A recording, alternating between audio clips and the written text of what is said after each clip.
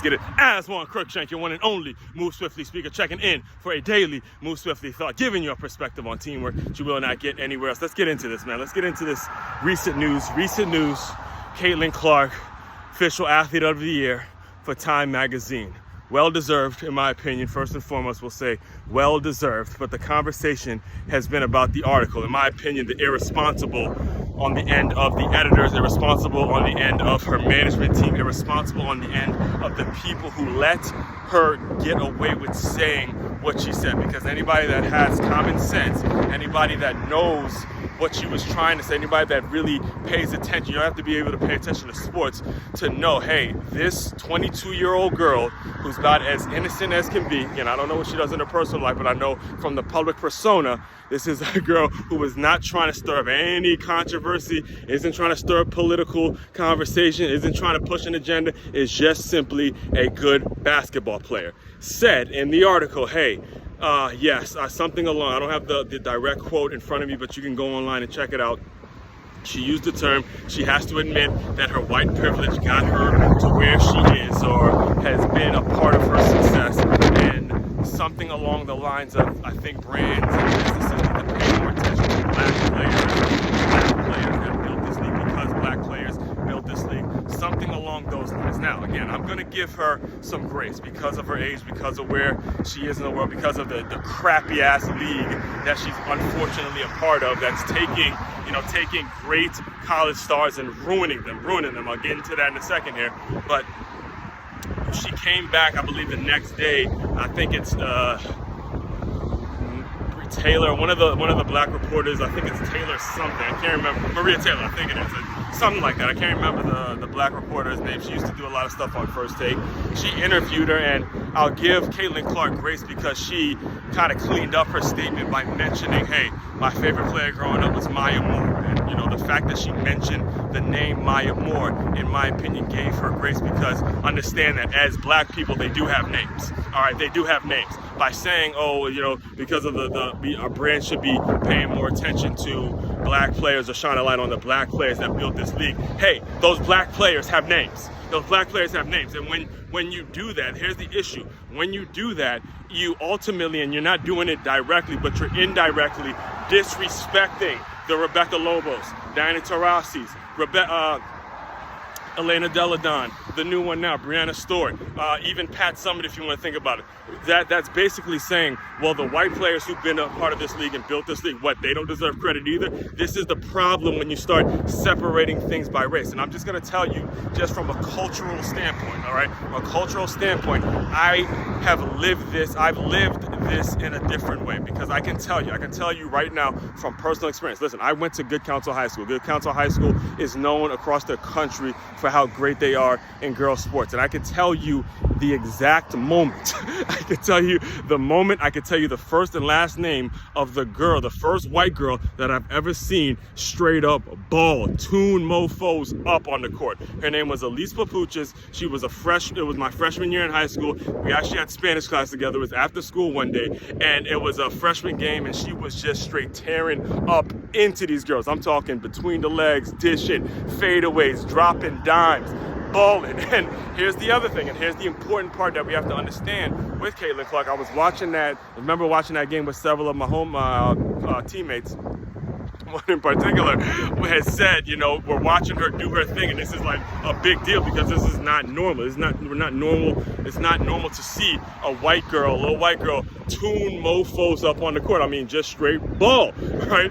And then he also made the point as we're watching her do her thing. He was like, she's hot too. So, what that Time Magazine revealed, because the majority of people probably didn't read the article, they just saw the cover.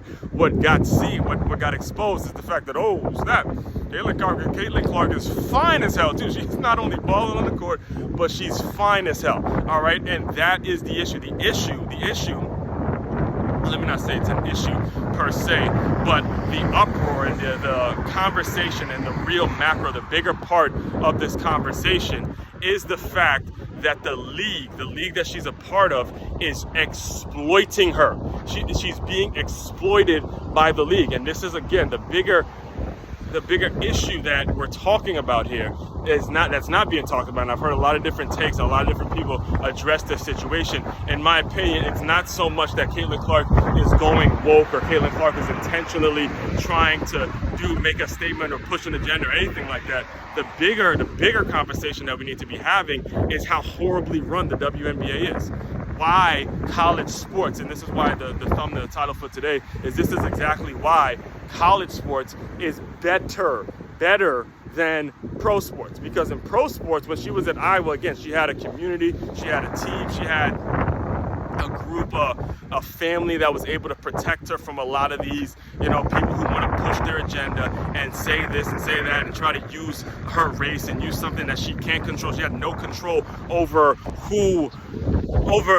she had no control over what color she was born with or what her skin tone is. There's no such thing as white privilege and blackness and all these terms that a lot of these extreme leftists try to push on people. There's no such thing as any of that stuff.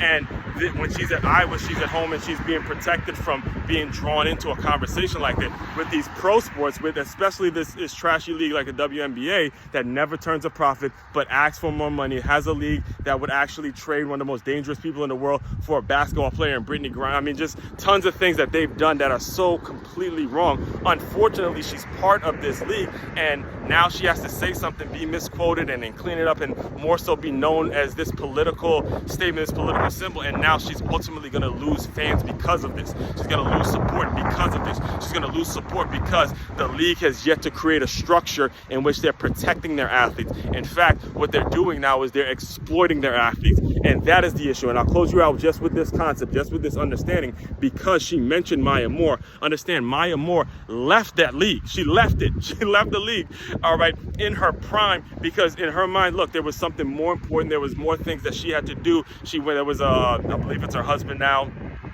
She went and she fought his case, and he was wrongfully accused, and she thought that was more important than playing basketball in a league that does obviously nothing for its players. All right, that's the bigger conversation, in my opinion, and understanding that when it comes to when we look at our athletes and we attack our athletes and we exploit our athletes in this way, it's so important that we give them, or let me not say give them, but you as an athlete, the way as I transition this to now a lesson for you as younger athletes, parents of athletes, folks that are in the sports business or in the business in general, or business owners that use sports as a tool to teach. The important thing we got to take away from this is make sure you're building around a solid team and you're establishing principles and you're doing things in which you're protecting the talent. That's what she is. She's the talent. Her ability to play has nothing to do with the fact that she's white. Her ability to play has everything to do with that she busted her ass and practiced her ass off. And I'm just going to tell you now, and I'll close you out with this, as a heartfelt message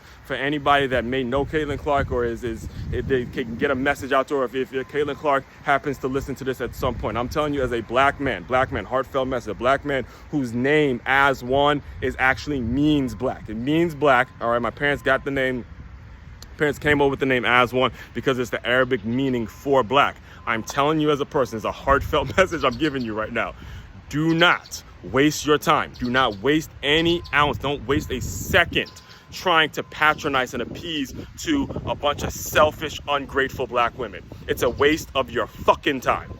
All right, I'm sorry, God, I'm using up one of my curse words, but I had to emphasize that. It's a waste of your time trying to appease to anybody who's going to be selfish enough to make you feel like you have to dim your light to appease them because of your skin color, because of the things you've accomplished.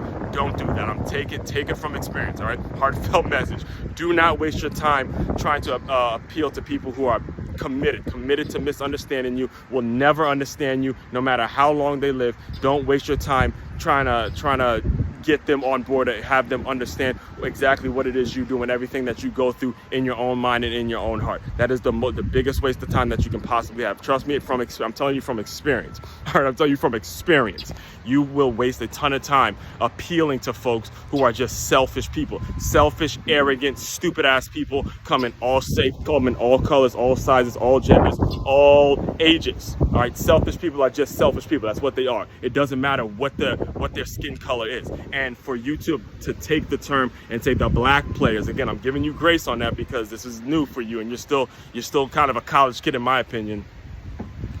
When you say the black players, next time say their names. Say their names. All right, say their names so people have an understanding, clear understanding that it's not about them being black. It's about Lisa Leslie being Lisa Leslie. It's about Candace Parker being Candace Parker. It's about Cheryl Swoops being Cheryl Swoops. And you can go all down the line. All right, because when you put the name black players, it starts disrespecting a lot of the white players that I'm sure you love and I'm sure you look up to.